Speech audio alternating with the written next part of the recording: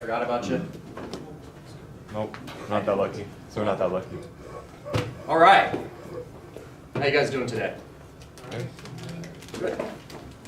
We are gonna have we're gonna have some fun tonight talking about flight instruments. All right. Why do we care about flight instruments? They tell you what the plane's doing. Okay. Hopefully. Hopefully. What do you think the two most important flight instruments we have in that airplane are? Airspeed. Okay. Why? So you know how fast you're going and see if you're about to into your stall speed and such. What's the stall speed if you're in a 60-degree bank? At least 7. It depends. Speeds depend on a lot, okay? Your stall speed, is there any one set stall speed? Okay, so not the airspeed indicator. It is important. I'm asking for the two most important that tell you what is actually happening in the airplane. Is it the VSI? No. Who had a chance to go through, who read the chapter on the instruments? So fuel. I'm talking about your flight instruments. Oh, Those are six-pack. engine instruments. Oh, you're talking 6-pack. Yeah. Altitude indicator? Why altitude? Because you want to know how up in the sky you are. How does the altitude indicator tell you if you're nose up or nose down? Pitching up or pitching down? Oh, then attitude. No, does it? No. Yes, it does. If you're pitched up, aren't you climbing? Oh, yeah. If you're pitched down, aren't you descending? And what else is changing if you're climbing? And you haven't touched your power? Airspeed. So this is telling you about your attitude and your speeds. Okay? What's the next one? So the altimeter, definitely. Probably, that's 1A. What's 1B as far as most important? Radio compass? Flight instruments, not avionics. Compass? For radio receiving? I'll tell you, the compass is very important, but almost depending on the unless you are in glass, smooth air, almost unreadable. The other one? What other one? the one that's primary. I don't remember what it's called. Heading indicator. Yeah, why? Why is the heading indicator so important? And it's more reliable. Does it tell you if you're turning or not? Yeah. Yeah. How? If it's moving, you're in a bank, right? So, the ones that are most important tell you more about what's going on in the airplane than just one thing, right? Yeah. So, when you're in straight and level unaccelerated flight, your altimeter and your heading indicator will tell you exactly if you're straight and level unaccelerated flight. If the altitude is not changing, your airspeed should be changing, and neither should your pitch. If your heading isn't changing, you're not turning, your wings are level. Why do we have the other ones then? More information. Yeah, more detailed information, but they're also used for cross-check. How do you know if the altimeter is good or not? Well, you can look at the VSI.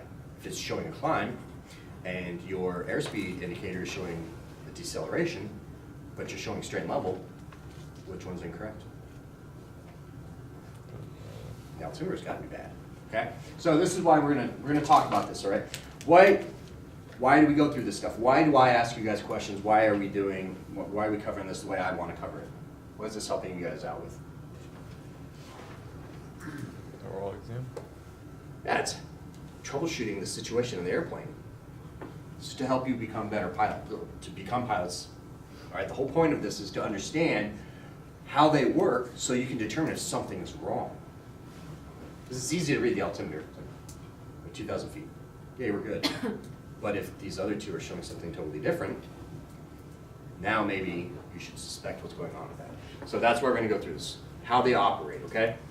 Magnetic compass will be the first one to cover. You would think that it's the simplest of them all. It's really the most complicated because there's a lot going on there. So it operates from magnetic principle. Metal attracts to other metal, right? I mean, who knows about magnetism? No one? I don't see any hands. Come on. Who knows about magnetism? You can put a magnet on your refrigerator, right? Yeah. Something is magnetized. You don't have to know everything about it, but know that magnetism exists some metals are attracted to other metals, right? Yeah. Okay. The Earth operates like a giant magnet, right? So we can use some metals that will help point us to north or to south. So that's what we're using is magnetic principle. North and south poles of the metal are attracted to the opposite. So the south pole of the metal is going to be attracted to the north pole of the North Pole. So similar poles repel and opposites attract. Lines of magnetism, flux will flow between the two, okay? It's going to line up. We used to be called a whiskey compass because the fluid in there back in World War I and II time frames was filled with whiskey. Then they started using kerosene. Now it's a liquid that's similar to kerosene. It's free floating. It's got a dial or point in the middle, so it rotates around it, so it doesn't shift all over the place. But it will freely rotate in its capsule. And like I said, Earth has the properties of a giant magnet. Unique thing though, and we really see it up here, and I'll show you. There's a picture of it. The lines of magnitude, or the magnetic poles, do not line up with north and south pole. There's a magnetic north and magnetic south that don't line up with the rotational axis of our planet. Okay? That difference is called variation. You'll want to remember the term variation, because when you are doing your navlog for flight planning purposes, you need to know what the variation is for the region that you're flying in. This is just a little graphic of what the inside of a compass looks like. This is the least complicated one I found. I didn't want to show you one that has everything in it because it's a real pain. But you can see the float, the pivot assembly, the card itself. There is liquid in that chamber, and there's a little line on the glass here that we try to line up with. That's called the blubber line, okay? Here are some of the lines of variation. All right, what I'm going to do is I'm going to pull up a sectional real fast and show you where we are and what it looks like for us.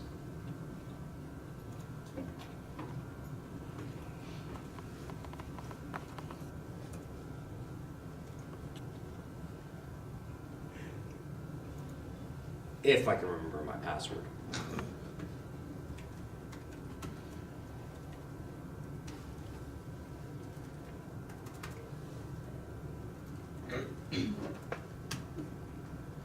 Oh, here we go. This is going to be fun.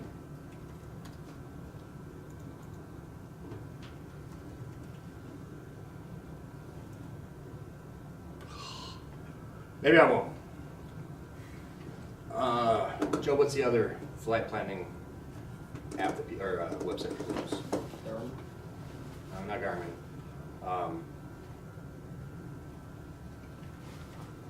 Flight planning software. Search. Go make that line on my flight. It's all good, man. Sky vector. All right. This magenta line right there, okay? You'll see them.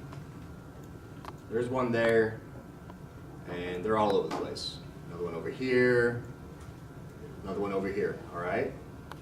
See that number right there? 18 degrees east.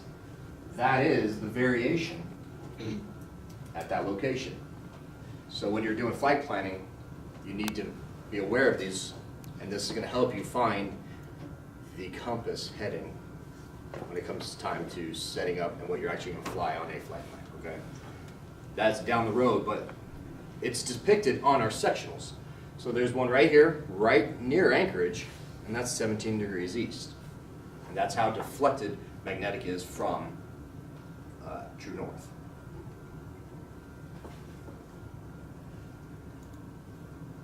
So back to slideshow.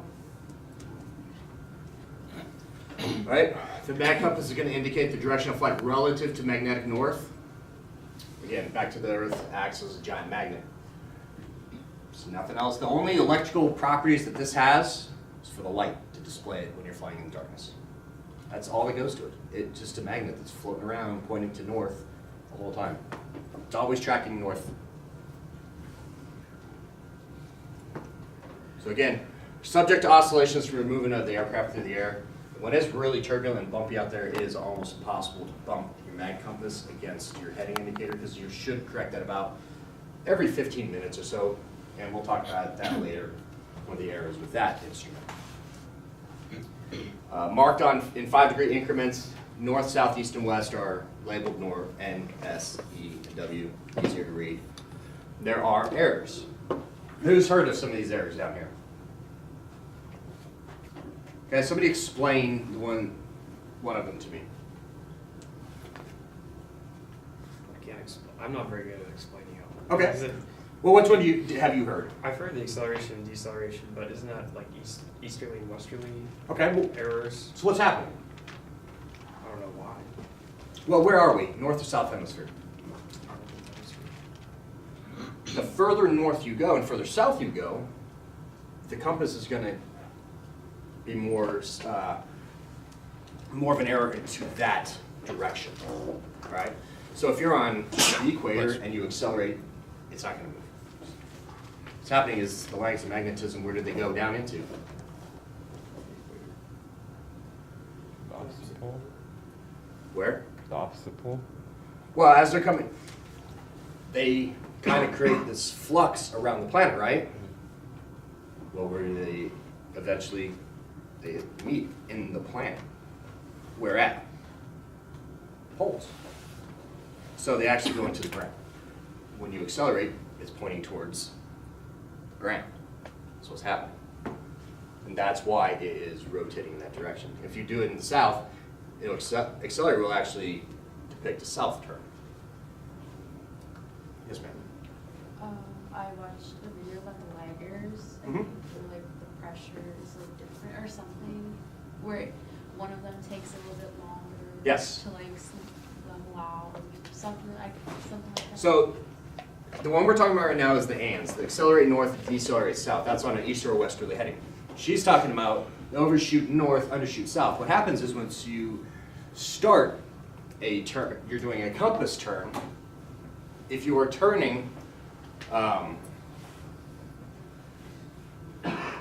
from the north, you need to actually overshoot the heading that is shown on there, because it will turn in the opposite direction initially and then go with you. Okay?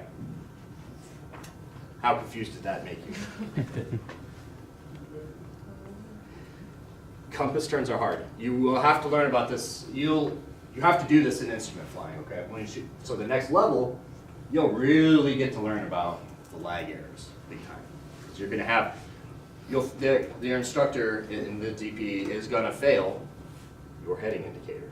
So you're going to have to fly by the compass, which, how easy did I say that was? Not so easy. Joe, how easy is it? Not. So,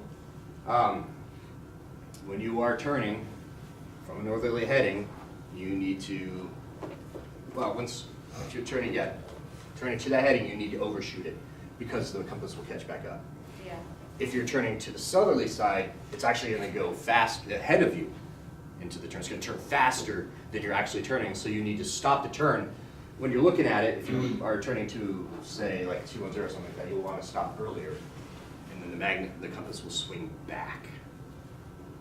So that's what that's meaning. So just keep that in mind. You also have the magnetic dip, and then the variation and deviation. How clear is this? Mud? Good. What I want you guys to do is read up on this. Read the book on it, okay? We'll talk about it some more on Thursday.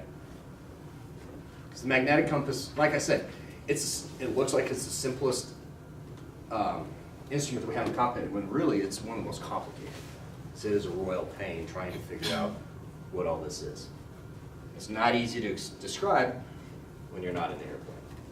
And it's still not easy even in the airplane. All right, pitot-static instruments. How many do we have? 3. Somebody mentioned a 6-pack. What's a 6-pack?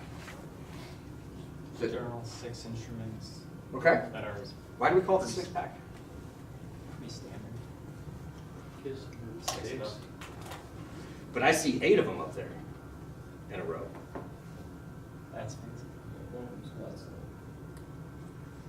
The 2 right next to the, on either side, or right next to your altimeter and your vertical speed, those are actually course deviation indicators. That's for navigating. Okay? That's using VORs and glide slopes. Or you can also be tied into your GPS. So those are just navigational. They don't have anything else to do with that. That's not flight instruments. Your 6-pack, so your airspeed, your heading, or sorry, your airspeed, your attitude indicator, the altimeter, the turn slip indicator, your heading indicator, and the vertical speed indicator. We've got 3 of them up here. So that means we have 3 that deal with air data. That leaves 3 more. What are those, the last 3? Attitude indicator. How do they operate though? Gyro. Gyros. So we have 3 air data and 3 gyros. That is our 6-pack, okay? The gyros we're talking about on Thursday. Today is all about the air data stuff. Here is a quick breakdown of the pitot-static. What do you notice about this?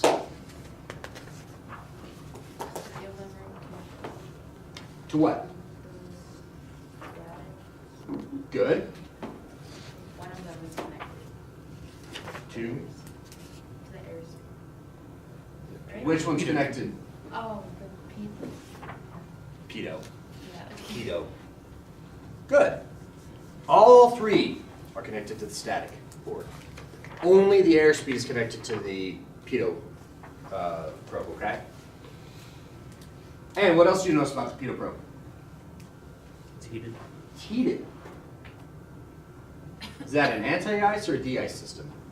Yeah, anti. It's only one. Which one is it? Does that get hot enough to melt anything if it's been encrusted with ice? As an anti-ice. Turn it on before you get into icing conditions, because if you turn it on after, it probably won't clear. Wait, what's the difference? Anti-ice prevents, de-ice will actually melt. And this is not a de-ice. Do we have any de-icing on any of the airplanes we fly, the 172 or the Diamond? I see 1 no, I see 2 no's. Raise your hand if we do. Carb heat, we consider. Yeah, you're trying to do the question. Are we flying carbureted? No. Okay. Do we have any de-icing on these airplanes? Raise your hand if it's a no. Yeah, they're all wrong. Do we have boots? Trick question. We don't have boots. Well, the carb heat's meant to get rid of the ice that's already. We don't have carbon. What do we have though? We have defroster. It is a de-icing system. So you guys gotta know this though. Well, how would you find that out? It's in the POH. Talks about it. Good. Does it tell you that it's de-icing? No. You have to put that together yourself. Like this. It's not an anti-ice. It's an anti-ice, not de-ice. It's not going to melt it if it does, okay? It's just, it's 35 watts. It's not very powerful. It does not get that hot. You can touch the thing even after it's been running for 10 minutes. It's not going to, I mean, it's going to be hot, but not that hot. And you got to think, when you're flying through icing conditions, that outside air is going to chill it too. So, all right, airspeed indicator. Impact or ram or one of those two is fine. A lot of people just call it ram air. I learned about it as impact pressure when I was in the Air Force. So that's usually what I call it, because it's air that's impacting it as you're flying through the air. The static pressure will compensate for altitude changes. What does that mean? Why do we need the static pressure?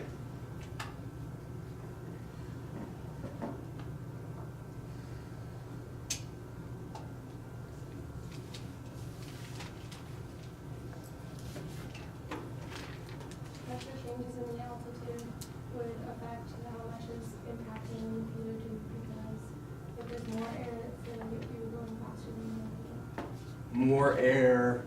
to. So you're elevating the altitude. You're missing one word relative No, what makes up the air? Sensor. What makes up everything? Molecules. Yes, you're absolutely right. The higher you go, there's less air molecules available, right? So less air molecules going into the pitot probe. So if you don't compensate for that, it's going to show you're going slower at higher altitudes. The higher you go, the slower it will show you going, okay? We have to compensate for that. So that is what the static pressure is there for. It pressurizes the case. There's a diaphragm inside that's connected to the pitot probe. The air goes into the diaphragm and will expand it as you're moving through the air. It increases the pressure inside there. If the pressure in the case is really, really great, it's not going to overexpand. That's what's going to help govern how much you can expand and contract. So if that case is only pressurized at sea level and you climb, it's not going to show very much. It won't have enough pressure in there to expand. So that's the purpose of it. And so the static pressure minus the impact pressure is going to give you the dynamic pressure, which is indicated on the airspeed. How this operates, though, is something you need to understand. Why? It's a good indicator if something's going wrong, just like everything else. Exactly. The great thing is, especially pitot-wise, if your airspeed starts dropping, you're clearly flying or already climbing, you have a problem. There have been airplanes that have crashed because the airspeed indicator becomes an altimeter. When the pitot hole and the drain hole are clogged, there's still pressure inside that altimeter, or in that airspeed indicator, isn't there? As you climb, the static pressure changes. So the pressure inside the diaphragm will change. It will indicate a deceleration or an acceleration based on what's happening. So, I'm sorry, not inside the diaphragm, inside the case. The air inside that diaphragm will be at higher pressure, correct? As you climb and the pressure inside the case decreases, what is that airspeed indicator showing?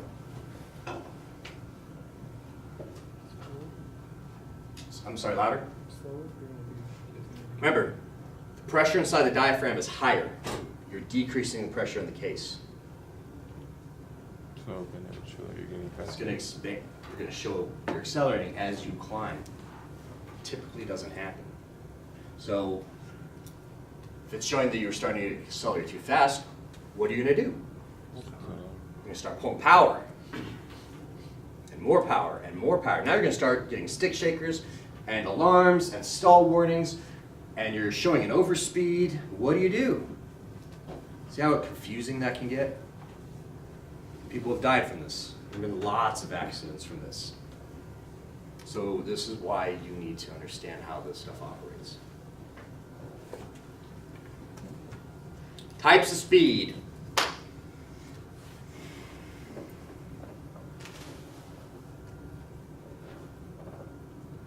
I can't say that you're going to get asked any questions about this on the check ride. You definitely will on the written.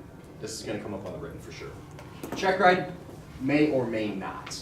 Okay. Looking at who has had a chance to look at the performance side and of either POH. I don't really care which. So there's a number up. There is a term that's up on that screen that's used in the POH. But I know for a fact for one of them. I can't. This is not one I'm going to go into with the diamond because I'm not 100% sure. But I know for a fact it has, well, two of them for sure, but one of them is used in the performance for calculating cruise performance. That's true airspeed. Indicated airspeed's on the climb performance one. So the books talk about it. Which one on there do you think is the most important one, though?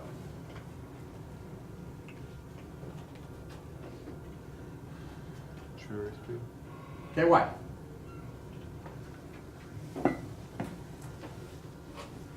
Because it's corrected for temperature changes. Okay. Which one of these airspeeds going to get you there faster? Ground speed. Which one? Ground speed. Why the ground speed? Because wind will change your indicated airspeed. Will it? Yeah. You're a headwind. If you have a headwind, your indicator will show you're slower, but your ground speed is. The wind's going to increase or will change your indicated airspeed? No. And your ASI will show that you're actually have your ground speed, you're going slower into a headwind. Wind is not going to affect your indicated airspeed. It will affect your ground speed, like you said. You're going to go through the air at the same speed no matter what the wind is. It's just the way the wind is designed.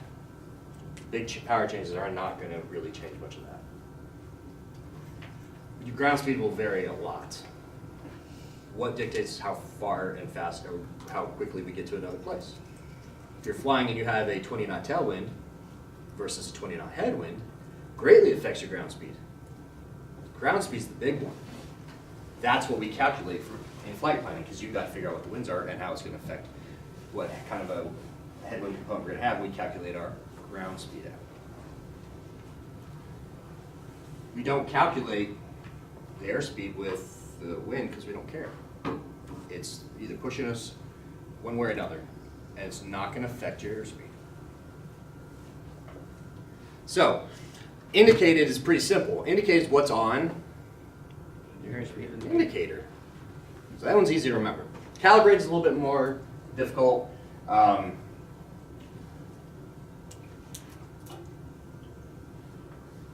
Does anybody know where the static port is on the airplane? Right, so Let's go with 172. Left side, behind the cowling, well, it's parallel. Cowling. Just in front of the Just door, in front right? of your door. Yeah, right in front of the wing strut. There's a little disc, sticks out about that far from the plane. Anybody know why? To help prevent this problem. Do you think we're affecting the air pressure at all as we're moving through it?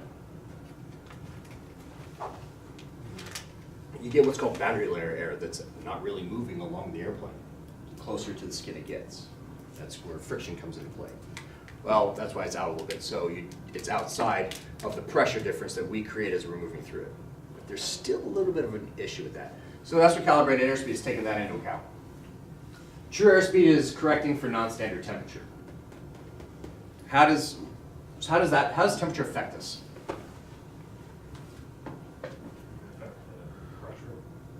I'm sorry? It affected the amount of molecules and the amount of air. Okay, so if it's hotter, what's that going to do to the molecules? Spread them out. So it's going to be less in a volume of air. Cooler, closer together, and they're not moving as fast. Good. So true airspeed, we calculate that on the performance side. Also, that's what is going to be reported on your flight plan. But the ground speed is what we're going to end up calculating for our flight planning purposes for total fuel consumption, time and route, all that stuff. So that's what's most important.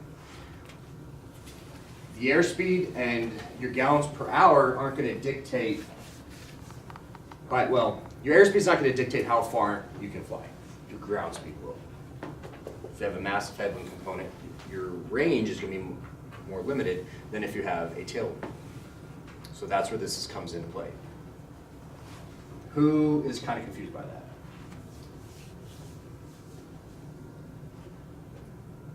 When you're driving your car, is that measuring how fast you're moving through the air or how fast you're going across the ground? Right. So you're attached to the ground. We are not.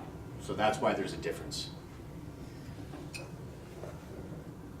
you have any questions, please ask, okay? You guys are way too quiet tonight. So when do you use calibrated airspeed? I have not used it yet. Calculate your flight plan. Haven't used it yet. When I do, I'll let you know. When you get into bigger airplanes and you have more compressibility, that's when you're going to use it more. Because the faster you go, the more you can compress the air around you. That's when you start getting into Mach numbers and things like that. So we're not using it yet. You will eventually. Well, I know we have some ATC students in here. Those of you that are planning on going to fly for bigger, larger airplanes, especially airliners, jets, you'll be dealing with calibrated airspeed. Does that help? Again, that's dealing with the pressure changes as the airplane's moving through the air. All right, values. Miles per hour. Who's used miles per hour before? Today. Who's used knots before? Everybody can read, you see what it is. Who had a chance to look at the slideshow before class? Oh, not a problem. 1 statute mile, 5,280 feet. The nautical mile is a little bit different. That is difference distance between lines of longitude and the equator. About 1.15 nautical miles is 1 statute mile. So it's a little bit less. It shows it's a little bit different when it's on the indicator, okay? Why is that important for us? Your house is not, so it's not. Okay. Why does that matter? Your speed will be very different if you think you're using Okay. But why does that matter? Are you asking like why we switched over to using knots? Nope. Okay. Why does it matter if your plane uses miles per hour or knots? Does it matter at all? Why do, and if so, why? different distance. Okay? So it's gonna take you longer, you need more gas, and completely change your kind Okay, of free flight plane, trip. good, I'll take that. What about flying the airplane though? Say we're gonna go out, you're gonna go sightseeing, you're just gonna fly around the practice area, or you're gonna go up to the glacier real quick, come back. You know you got plenty of gas because you filled up, and it's only gonna be an hour flight, and you've got 6 hours of fuel. Does it matter? As long as you know where your stall speeds are at. Do the stall speeds matter? Does it matter if it's knots or miles per hour? Well, I mean, All that matters is that you stay within the color band you should be in. The numbers matter, the reference behind it does not. Okay? The number matters. If you know that you're gonna be cruising and you wanna maintain 90 in your cruise, it doesn't matter if it's knots or miles per hour, because that's what the airplane's set up for anyways. If you need to get to a maneuvering speed so you don't do damage to the airplane when you're in rough air, turbulent air, and it tells you to get to your maneuvering speed, doesn't matter if it's knots or miles per hour, you're gonna look at the indicator. And whatever number's there, that's what you're gonna use. Some airplanes have the big number, have a big number and a small number, just like we do on our speedometers. Big number, it doesn't matter which one's which. You just fly the airplane based on the speeds that POH tells you to fly, and you're okay. It doesn't matter if it's knots or miles per hour. Okay? So, don't get hung up on that stuff. All the airplanes you're gonna fly here at UA are in knots. I've flown older airplanes that are miles per hour. It still didn't make a difference to how I flew the airplane. I just flew it by the airspeed indicator. What are V-speeds?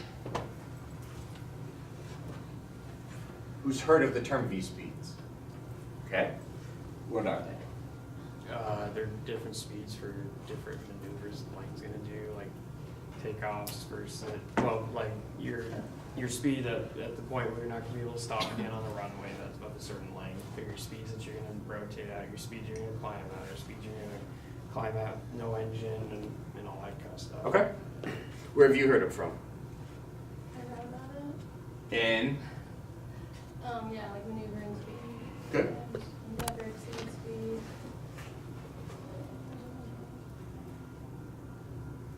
FAR 1.1. Does anybody know what that is?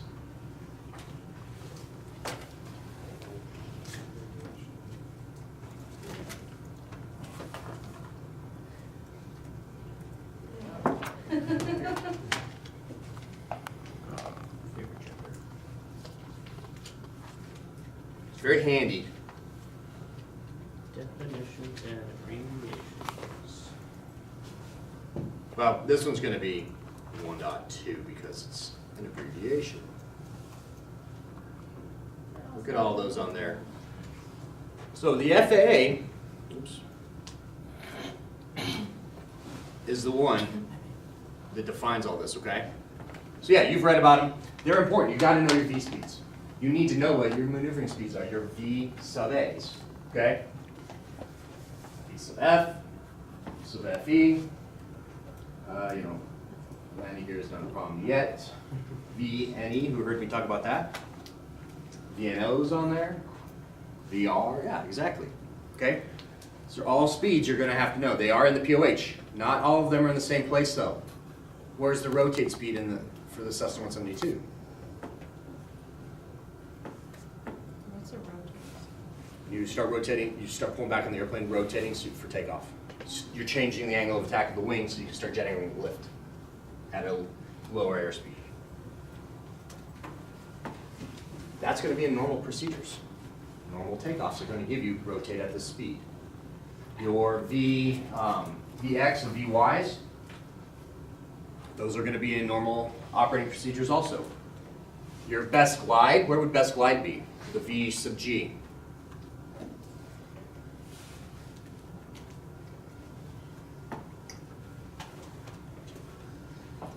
When do you think you're gonna have to worry about best glide?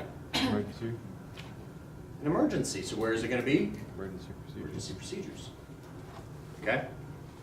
And then so a lot of them are gonna be in the limitation section, section 2. So section 2, section 3, section 5, or sorry, section 4. So 2, 3, and 4 are gonna have your V-speeds in there.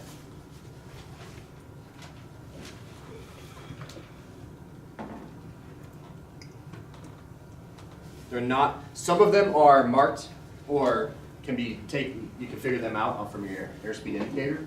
Not all of them. All right? So your VG's not on there, your best glide's not on there, your rotate's not on there. Your best angle of climb, the best rate of climb, none of those are on there. So those are the ones you're gonna have to know. What the flap range is, that's the white arc. The normal operating range is the green arc. Yellow is caution, like we talked about. And the red line is Do not exceed. never exceed that. Good. All right, the altimeter. So the static pressure for the altimeter is actually going to just pressurize the case. This has an aneroid wafer in it. The aneroid wafer is pressurized. Does anybody know what it's pressurized to? 2, 9, or 9, or 2. Why do we use 2.9 or 2? That's Standard standard for civil. Is it?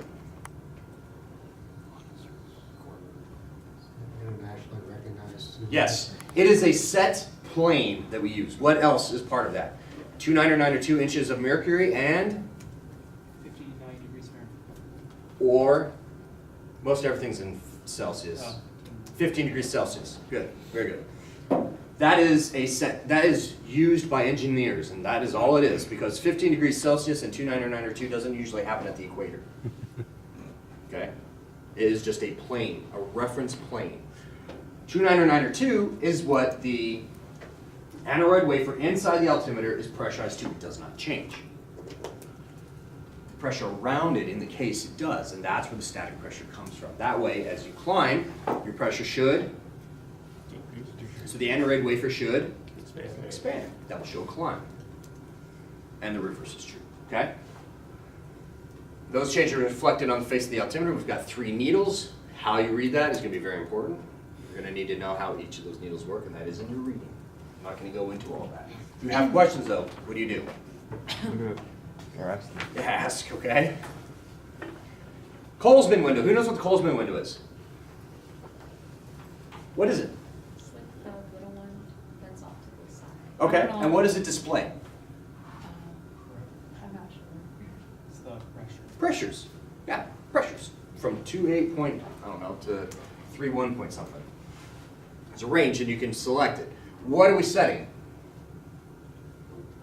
The pressure at that moment. Yeah, the current pressure that's being felt at the location you're at. If you have the Colesman window, what kind of altimeter do you have? I'm sorry? Adjustable or? They're all adjustable. Because there's another kind of altimeter where you just set it to field elevation.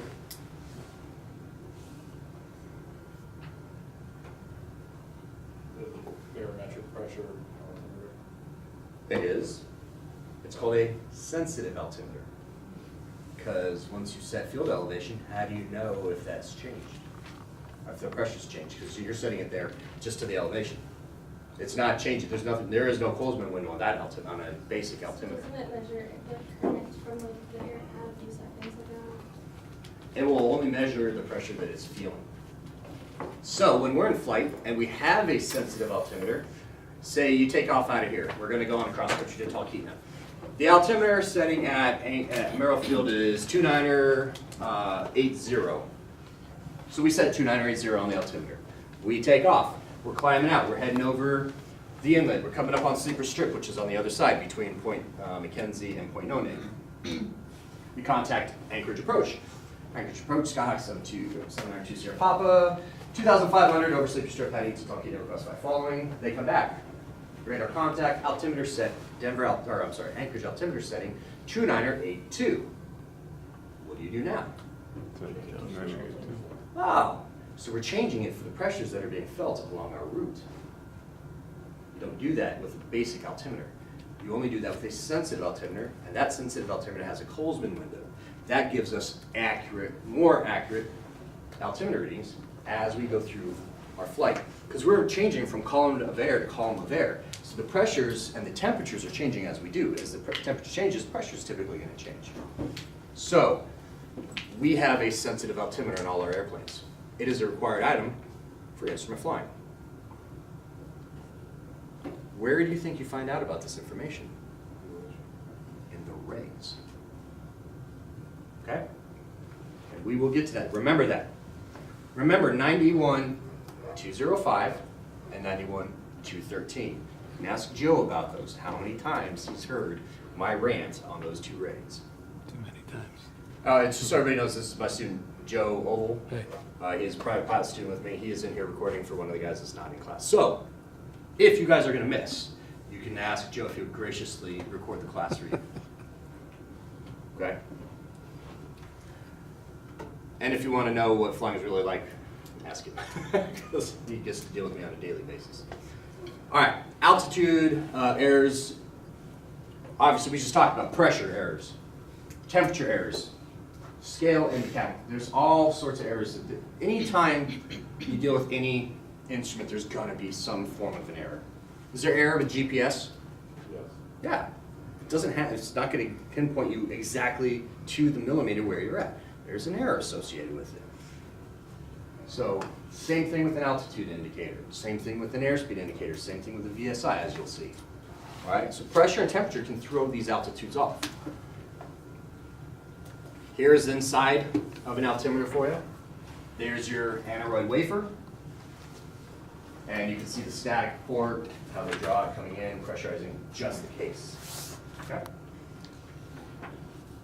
And we've got 3 needles. One points out every 100, then 1,000, and then the 10,000. Okay. Here is a temperature, how temperature affects our air, or affects the altimeter and how you can have an error.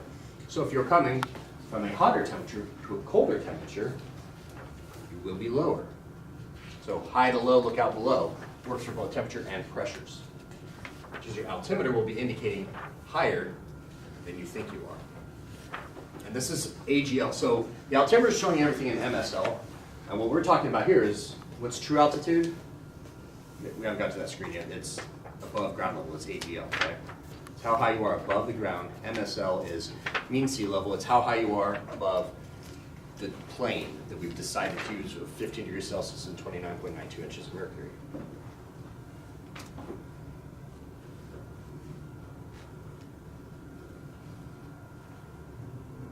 Oh, it's the same picture. I thought I had 2 different pictures up there initially. Screw that up. Sorry, guys. Same thing with pressures, though. If you don't adjust for variations of pressure, if you are coming from a higher pressure to a lower pressure and you don't adjust your altimeter, you will be lower than you think you are. And these kinds of questions are going to be on the written. Questions on that and how it affects you?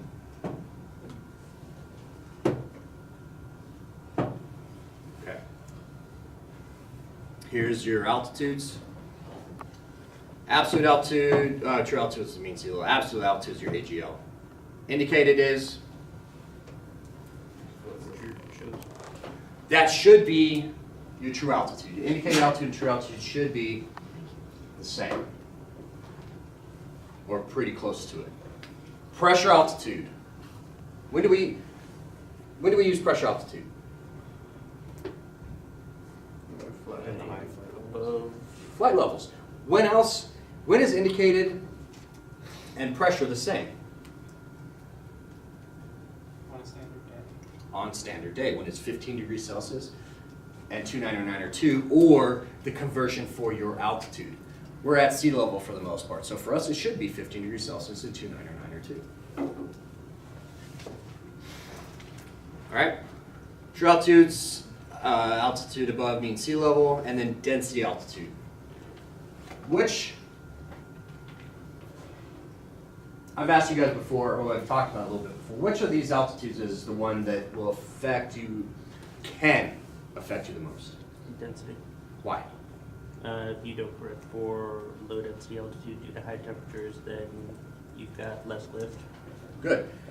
Is it affecting us today here at Merrifield? In a positive way. Absolutely. Very positive way. So it's more critical that you take this into account though at higher elevation and higher temperatures, because you're getting less performance than what you think you are. So what is density altitude? Altitude corrected for temperature and altitude. So it's for non-standard temperatures, all right? What should the temperature be at 2,000 feet? 11 degrees Celsius. Is he right? 2 degrees per 1,000 feet, right? Who's taking weather in here? So, It's like- is he right? What do you say? 2 degrees Celsius for every 1,000 feet? I think so, because it's 10 degrees Fahrenheit per 1,000 It's feet. the general rule of thumb, yes. So, you guys, think about, remember that, okay? 2 degrees Celsius for every 1,000 feet. This will help you predict what standard temperature should be for the altitude you fly at. So, what should the temperature be at 6,000 feet? Somebody besides him.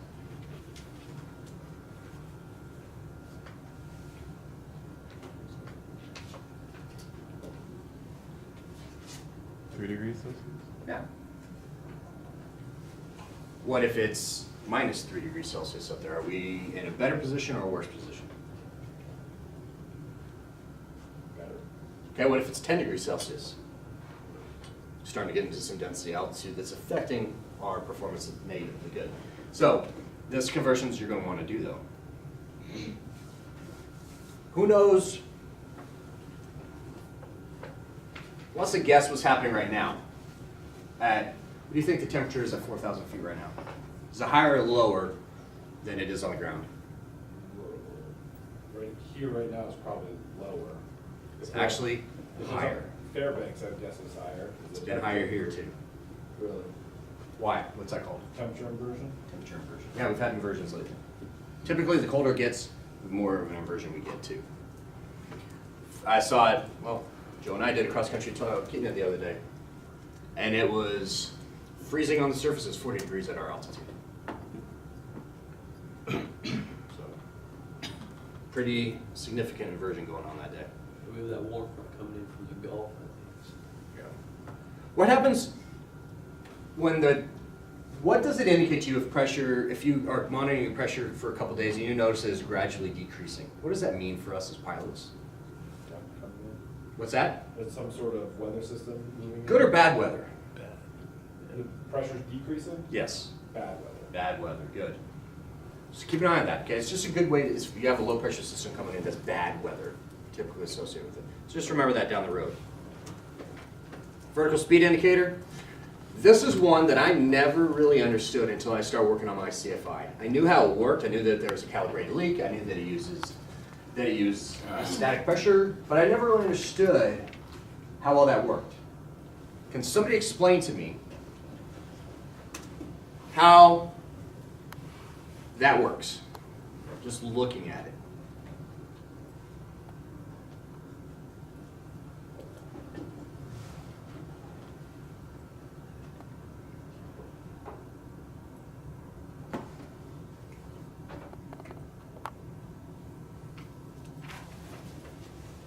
One with the leak, so it's measuring air from like a few seconds before. So Okay. it measures changes. So So what's being pressurized? The valve, I'm sorry? the case. Okay, how? Uses static pressure Where?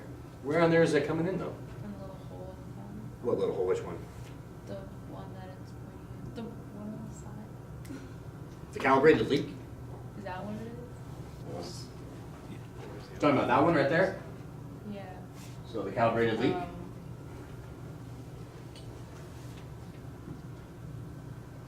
She right or wrong?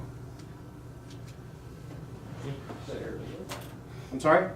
for the air inlet, Yeah, where's the air coming from? Where's the static pressure going? How does this work?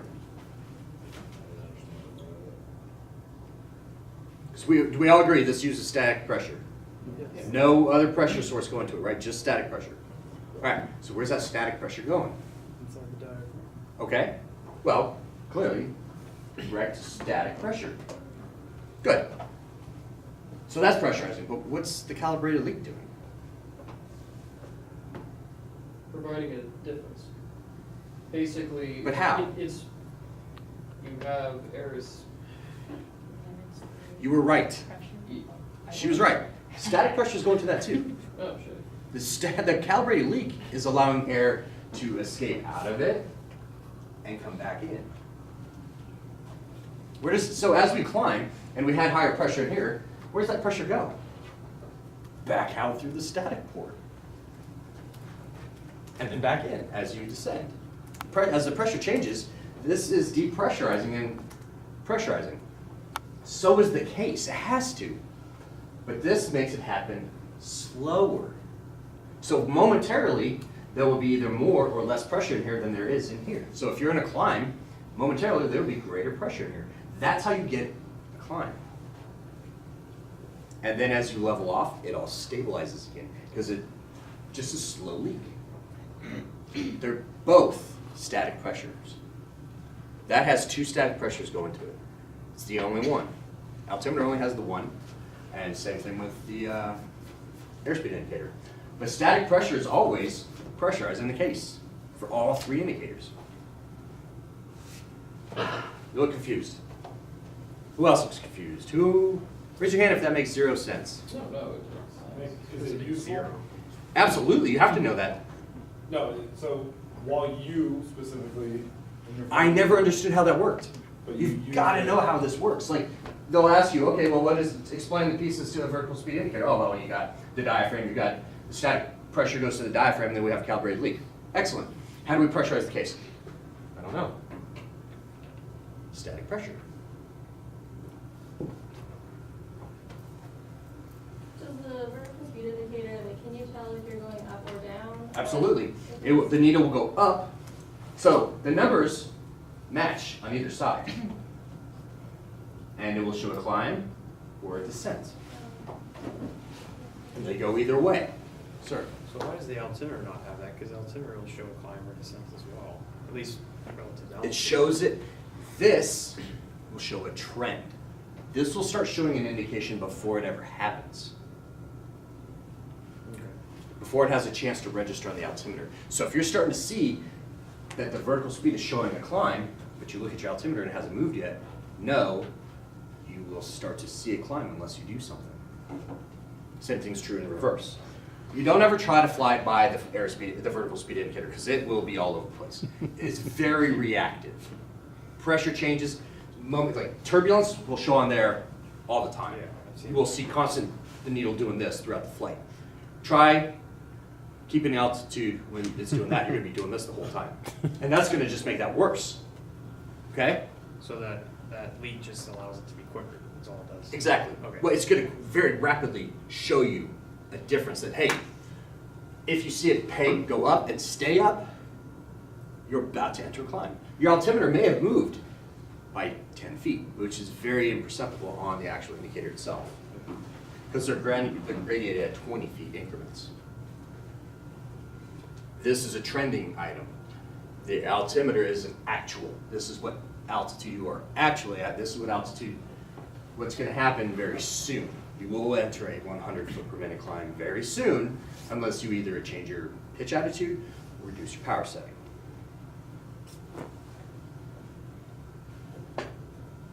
So very handy when you know how to use it.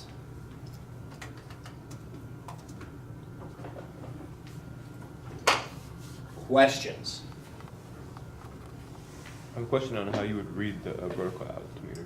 The vertical speed indicator? Yeah. Okay. So if you pull that picture. Yep, I'll pull back up. And actually, you know what I'll do?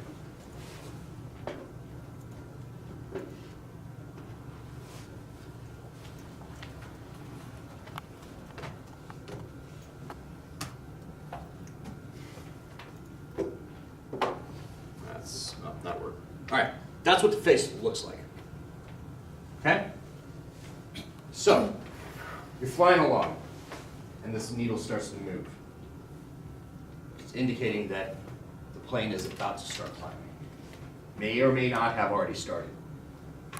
But each one, it's feet per minute, okay?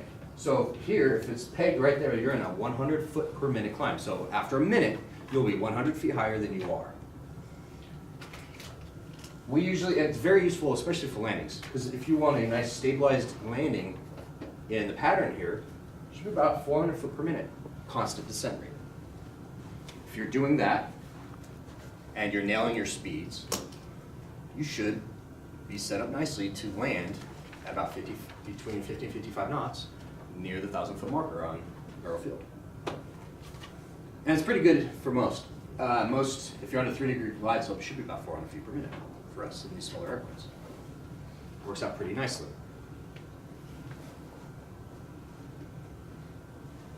Does that help? Yeah. Okay. So, you're not going to see much beyond this in a climb, unless you get really aggressive. But yeah, so up and down goes either way until the pressure stabilizes. The pressure is stabilized inside the diaphragm and the case.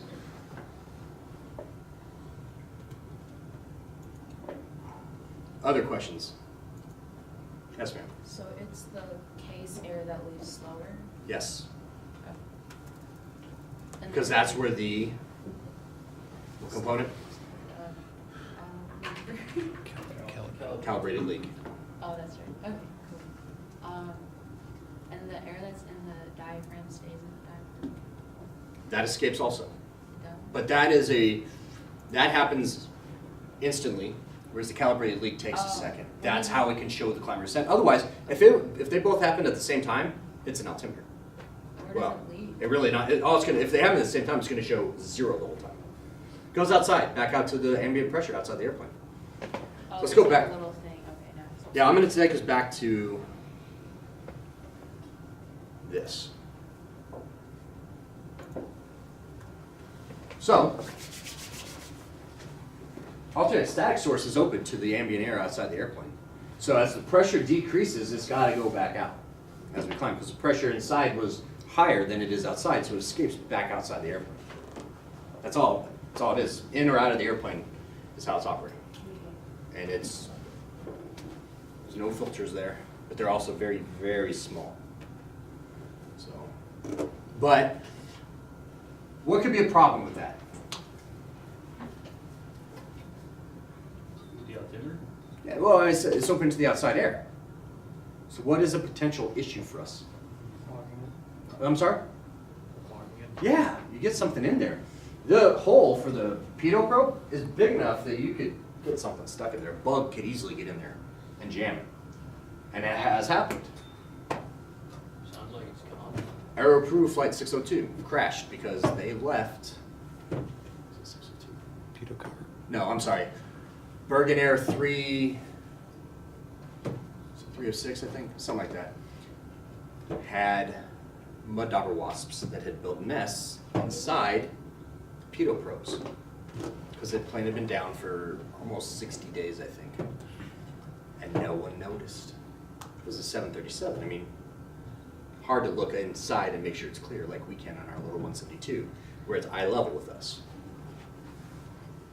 That's why we have covers. We don't use them on our airplanes because you can easily check and make sure it's clear. But if something's way down inside there, you'll never know. That's why when you do your takeoff, one of the things you're going to call out is airspeed alive. seen that the airspeed indicator is working. If something's blocking it, that airspeed indicator is not going to work. It will remain at 0.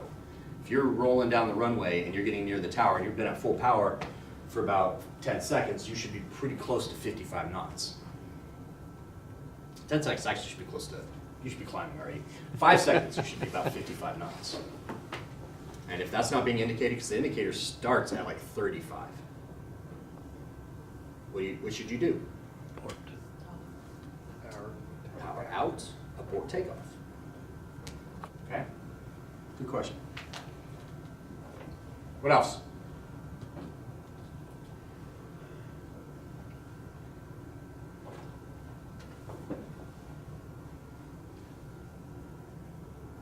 There's got to be more questions than that. This is.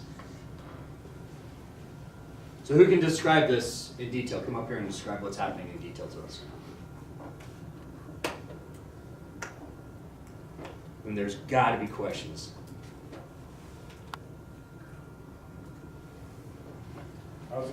What is gonna be asked of us on the oral exam like this? How this works. What's the best? They'll way? say, explain to me the pitot-static system on our airplane and how it operates. Ready? Go. So it is instruments that use pressure, both the ram air pressure for the airspeed indicator in conjunction with the static pressure for all three, Okay. to describe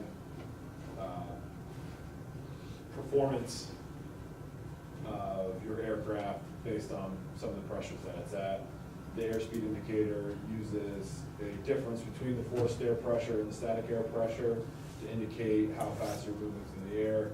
The other two do not use the forced air pressure, they just use static pressure to indicate either the current altitude you're at, or if in the case of the vertical speed indicator,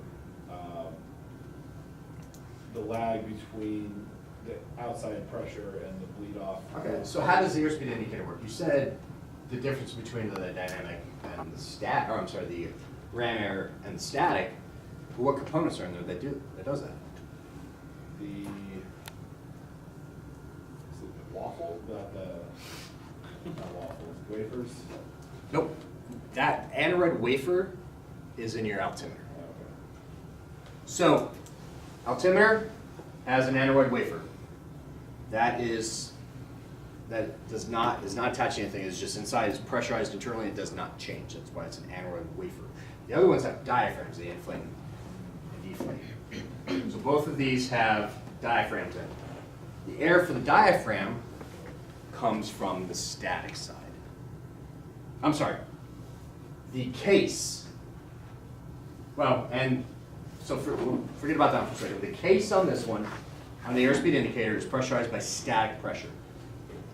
The diaphragm is pressurized by your ram air. So as the ram air comes into the pitot tube, goes through, up, and that will inflate or deflate the diaphragm inside that indicator. The movement of that is registered on the face of the airspeed indicator. The static pressure is allowing the case to pressurize based on change with altitude. The pressurization changes with altitude. So 100 knots at 10,000 feet will be 100 knots at 2,000 feet. Okay? Vertical speed. You've got the diaphragm in there. That diaphragm is pressurized by static pressure. The case is pressurized by static pressure as well, but that goes through a calibrated leak. So the air goes in slower and is released slower. That allows there to be a difference in pressure felt momentarily to indicate, because as you're climbing, the pressure should continually be changing. It's just at a different rate. That shows a climb or a descent. When equalized, straight level. The altimeter, the aneroid wafer in there is set to 292 inches of mercury. That is the standard atmosphere setting that we use. The case is pressurized by the static pressure outside. That allows the altimeter to show an increase in elevation or a decrease in elevation as the static pressure changes and is felt around that aneroid wafer. That's what they're going to want to hear. Yes, ma'am. The altimeter, that is basically showing the true altitude, Yes. not. When it's set to the calculating. current barometric pressure setting. Okay. Yeah. Because it's all over mean sea Knob level. on it, like how do you set it? Yeah, it's got a little knob on there, and the little window right there will have the different varying pressures you can set. And all you do is you just move that until it shows the pressure that you should be at, and then you look here. For us, what does anybody know the elevation of our airfield here? 137 feet. Yeah, 137 feet. So typically, it's right around that second hash mark, right there, because this is 100 feet, and the second hash mark is 40 feet. So 140 feet. And it needs to be within 75 feet for it to be considered accurate enough for flight. If it's outside of that, you can't use it for instrument flying. What you can do, though, is set it to field elevation. Now you're just using it as a basic altimeter, not as sensitive, because you're not really going to change pressure. You're not going to change any pressure settings while you're flying because it's not accurate. You set it to field elevation. But yes, you are correct. That is how that works. Speaking on like a commercial side of like flight, is there like a regulation that states how often you have to like check these things? Depending on the kind of airplane you use, So like if it's a CRJ, like 900. it will be different because everything's going to go through an air data computer. And it's going to do all sorts of wonderful calculations internally and be way more accurate. So you don't. You're not playing with this stuff as much, but it still operates about the Okay, same. yeah. You still have a pitot probe, Yeah. but that is not going to the airspeed indicator. It's going to the air data computer. Same thing with the static. So for us lowly private pilots aspiring to be here, the only time you'll ever really mess with the altimeter or get proper barometric pressure is when you call into tower or take off and landing, more or less. You'll get them, so say we're going on a cross-country flight, you want to go to Talkeetna. Every time you contact someone, you're going to get a new one. You'll talk, so if you take off from here and you fly to Talkeetna, you're going to talk to, first you'll be talking to ground, obviously, and tower. Then you're going to get passed off to Anchorage approach. Then you'll get passed off to one center frequency, and then a second center frequency. For approach and both centers, they're going to give you altimeter settings. They could be the same, might be different. But each time you contact somebody new, they're going to tell you what the current altimeter setting for your region that you're flying through is. And you'll respond to that and set it. You usually tell you, Skyhawk 2 Sierra Papa, radar contact, will altimeter setting is 29er, 79er. 279er, 79er, thanks, Skyhawk 2 Sierra Papa. That's it. You're good. But yeah, and then you also have to get for that airport that you're going to, and you'll put that in as you are getting into the airport environment. Good question. What else? If you're flying somewhere remote, would you purposely make your flight plan like so that you could get updated ones as you go and then kind of go off to where your remote spot would be rather than do a straight shot? So if So that it, you can depending on keep it where it's updated? at, well, what I would always recommend is get flight follow. Talk to somebody that has you on radar contact. If you're going to be below radar contact, then be on the Common Traffic Advisory frequencies, the CTAFs, and communicate as you're going. That's how you let other people know what your intentions are and where you're at, so they can then tell you what their intentions are and where they're at. If you know where other people are at, based on what they're responding to on the radio, you have a better chance of missing them, avoiding them. Whereas if you're just blindly flying through, hoping that you see somebody. Does anybody know what a 172 looks like at 2 miles? Dot. About that big. Accurate? 2 miles. Bugs Black can cover that. So if you're on the radio, you have a better chance. If you've got ATC looking out for you. Now, you gotta remember, flight following, your VFR, you're not their priority. They will give you traffic updates when they can. They don't always. I've had plenty of situations where I had a Black Hawk helicopter really, really close to me, 200 or 300 feet below me as I'm doing ground reference maneuvers at 1,000 feet out in the farm fields. happens, okay? That's why we are see and avoid. It's our responsibility to find the traffic. They're just an extra set of eyes most of the time, not all the time.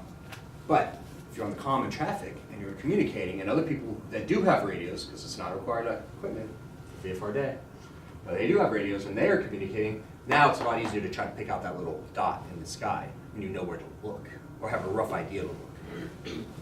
Or what you can do is avoid that area altogether. Or go to an altitude significantly higher than there. And you'll find that most bush pilots like to stay around 1,000 feet or lower, because they're insane and they just want to land in the trees, I guess. Doing as few options as possible. So, good question. But, oh, I'm sorry, but back to your question. If it's remote enough, it will have its own weather station and tell you what the altimeter setting is. Okay. Willow does not. Big Lake does not. They use anchorages. Willow might use Wasillas. But I know that Big Lake uses Anchorage altimeter setting. Any other questions? All right, a little bit late today, so Thursday we're going to be going over the rest of your 6-pack. So review this stuff. We'll talk about it a little bit more. Hopefully we'll have a little time afterwards again to ask questions. And I will have 2 tests up for you this week. I'm a little behind on that. But again, there's no rush on that stuff, okay?